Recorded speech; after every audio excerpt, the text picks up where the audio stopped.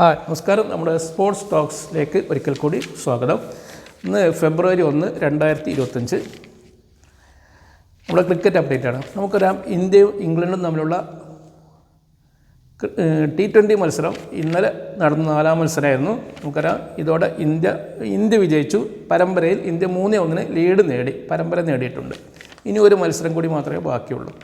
ഇന്നലെ നടന്ന മത്സരത്തിലും നമുക്ക് സഞ്ജു സാംസൺ പരാജയപ്പെട്ടു. 1 റണ്ണ് മാത്രമാണ് എടുക്കാൻ കഴിഞ്ഞത്. അതേപോലെ ക്യാപ്റ്റൻ സൂര്യകുമാർ യാദവും തിലക് വർമ്മയൊക്കെ ഇന്നലെ പരാജയപ്പെട്ടവരാണ്. അതേസമയം ഹർദിക് പാണ്ഡ്യയാണ് ഇന്നലെ മികച്ച പ്രകടനം നടത്തി ഇന്ത്യയെ വിജയത്തിലെത്തിച്ചത്. മറ്റൊരു അപ്ഡേറ്റ് പറയാനുള്ളത് നമുക്ക് രഞ്ജി ട്രോഫിയെക്കുറിച്ചാണ്. നമുക്കറിയാം, ഇന്നലെ നടന്ന മത്സരത്തിൽ ഈ മത്സരത്തിൻ്റെ 2ാം ദിവസമായിരുന്നു. 2ാം ദിവസം തന്നെ കേരളം ഒരു ഇന്നിങ്സിന് ബീഹാറിനെ പരാജയപ്പെടുത്തി ക്വാർട്ടർ ഫൈനലിൽ പ്രവേശിച്ചു. ഈ മത്സരത്തിൽ നിന്ന് കേരളത്തിന് 7 പോയിൻ്റ് ആണ് നേടിയത്. ഈ 7 പോയിൻ്റ് ഉൾപ്പെടെ കേരളത്തിന് ഇപ്പോൾ 28 പോയിൻ്റായി. ഇനി കേരളത്തെ മറികടക്കാൻ ഹരിയാനയ്ക്ക് മാത്രമേ സാധിക്കുകയുള്ളൂ. ഇപ്പോൾ ഹരിയാനയും കർണാടകവും തമ്മിലുള്ള മത്സരം നടന്നു വരുന്നുണ്ട്. കർണാടകത്തിന് ഇനി ക്വാർട്ടർ ഫൈനൽ പ്രവേശിക്കണമെങ്കിൽ ബോണസ് പോയിൻ്റോട് കൂടി ഹരിയാനയെ പരാജയപ്പെടുത്തണം. അതേസമയം ഹരിയാനയ്ക്ക് 1 പോയിൻ്റ് മാത്രം കിട്ടിയാൽ മതി. ഇന്നലെ നടന്ന മത്സരത്തിൽ നമുക്കറിയാം, സൽമാൻ നിസാർ 150 റൺസ് കേരളത്തിന് വേണ്ടി നേടിയിട്ടുണ്ടായിരുന്നു. അദ്ദേഹം കേരളത്തിൻ്റെ മധ്യനിര ബാറ്റ്സ്മാനാണ്. അതുപോലെ ഷോൺ റോജർ 59 റൺസും നേടിയിട്ടുണ്ടായിരുന്നു. കേരളത്തിന് വേണ്ടി ഏറ്റവും കൂടുതൽ വിക്കറ്റ് നേടിയത് 2 ഇന്നിങ്സുകളിൽ നിന്നായി 9 വിക്കറ്റ് നേടിയ ജലജ് സക്സേനയാണ്. അദ്ദേഹമാണ് മാൻ ഓഫ് ദി മാച്ച്.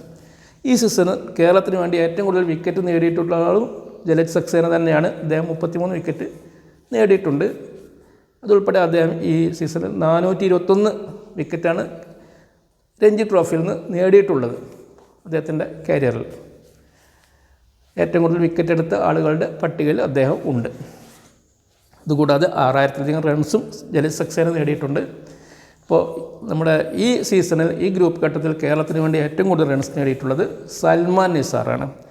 അദ്ദേഹത്തിന് 1 സെഞ്ചുറിയും 2 50യും ഉണ്ട്. 6 മത്സരങ്ങളാണ് അദ്ദേഹം കളിച്ചത്. അത് 8 ഇന്നിങ്സുകളിൽ അദ്ദേഹം ബാറ്റ് ചെയ്തു. 2 പ്രാവശ്യം നോട്ട് ഔട്ടാണ്. 399 റൺസാണ് അദ്ദേഹം എടുത്തത്. ശരാശരി 66.5. രണ്ടാമത് ഏറ്റവും കൂടുതൽ റൺസ് എടുത്തത് നമ്മുടെ വിക്കറ്റ് കീപ്പറായ മുഹമ്മദ് അസറുദ്ദീനാണ്. അദ്ദേഹം 7 മത്സരവും കളിച്ചിട്ടുണ്ട്. 8 ഇന്നിങ്സുകളിലാണ് ബാറ്റ് ചെയ്തത്. 1 പ്രാവശ്യം നോട്ട് ഔട്ടായിരുന്നു. 342 റൺസാണ് അദ്ദേഹം നേടിയത്.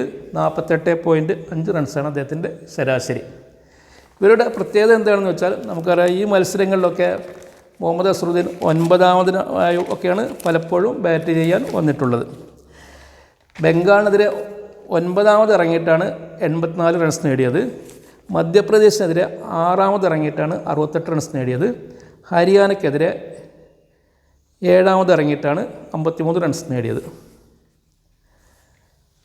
അതേപോലെ തന്നെയാണ് സൽമാൻ നിസാറിൻ്റെ കാര്യവും. അദ്ദേഹം ബീഹാറിനെതിരെ 6ാം നമ്പറിലാണ് ഇറങ്ങിയത്, 150 റൺസ് നേടി. ബംഗാളിനെതിരെ 8ാം നമ്പറിലാണ് ഇറങ്ങിയത്, 95 റൺസ് എടുത്ത് പുറത്താകാതെ നിന്നു. ഉത്തർപ്രദേശിനെതിരെ 7ാം നമ്പറിൽ ഇറങ്ങിയിട്ട് 93 റൺസ് നേടി. ഇങ്ങനെ മികച്ച ബാറ്റ്സ്മാരൊക്കെ ഏറ്റവും അവസാനം ഇറങ്ങുന്നത് എന്താണെന്ന് നമുക്ക് മനസ്സിലാക്കാൻ പറ്റുന്നില്ല. 3ാമത് ഏറ്റവും കൂടുതൽ റൺസ് നേടിയിട്ടുള്ള ആൾ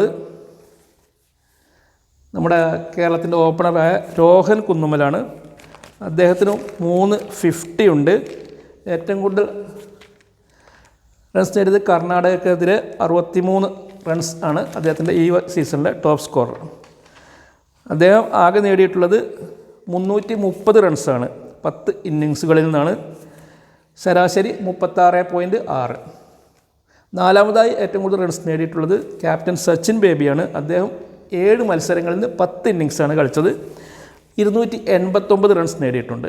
ശരാശരി 32.11. മറ്റൊരു താരം അക്ഷയ് ചന്ദ്രനാണ്. അദ്ദേഹം ഓപ്പണിങ്ങിലോ ഫസ്റ്റ് ഡൗണൊക്കെ ആയിട്ടാണ് കേരളത്തിന് വേണ്ടി കളിക്കാറുള്ളത്. അദ്ദേഹം 6 മത്സരങ്ങളാണ് കളിച്ചത്. 8 ഇന്നിങ്സുകളിൽ ബാറ്റ് ചെയ്തു. അദ്ദേഹത്തിൻ്റെ റൺസ് എന്ന് പറയുന്നത് 217 റൺസാണ്. 27.12 അദ്ദേഹത്തിൻ്റെ ശരാശരി. ഹരിയാനയ്ക്കെതിരെ അദ്ദേഹത്തിന് 50 ഉണ്ട്. പിന്നെ നമുക്കറിയാം, അതേസമയം ഷോൺ റോജർ, വത്സൽ ഗോവിന്ദ്, അതുപോലെ കൃഷ്ണൻ തുടങ്ങിയവരൊന്നും എല്ലാ മത്സരമൊന്നും കളിച്ചില്ല. 1-2 മത്സരങ്ങളൊക്കെ ഓരോരുത്തരും കളിച്ചിട്ടുള്ളൂ. അതിൽ ഷോൺ റോജറിൻ്റെ പേരിലും 50 ഇപ്രാവശ്യം ഉണ്ട്. അപ്പോൾ ഇത്രയൊക്കെയാണ് നമ്മുടെ രഞ്ജി ട്രോഫി അപ്ഡേറ്റ് പറയാനുള്ളത്. അടുത്ത അപ്ഡേറ്റ് ആയിട്ട് വരുന്നവരെ നമസ്കാരം. Thank you.